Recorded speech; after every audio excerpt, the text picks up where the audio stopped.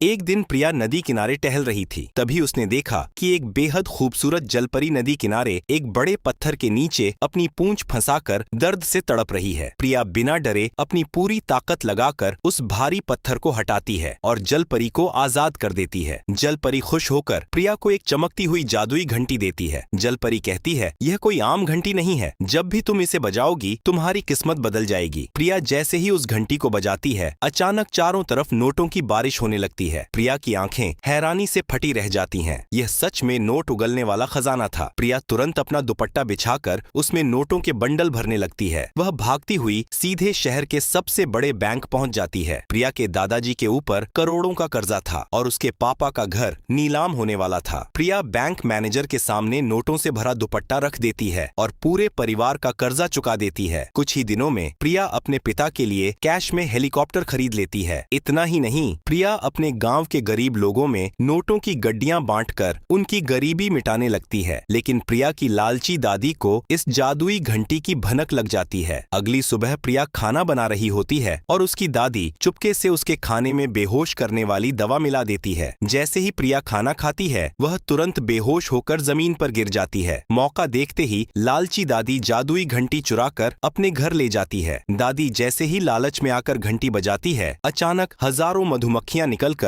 उसे बुरी तरह काटने लगती हैं। लालच की सजा उसे तुरंत मिल जाती है और वह दर्द से चीखते हुए जमीन पर गिर जाती है। थोड़ी देर बाद प्रिया को होश आता है और वह बहुत रोने लगती है, क्योंकि इतना सब अच्छा करने के बाद भी प्रिया को किसी ने एक लाइक और सब्सक्राइब तक नहीं किया यार।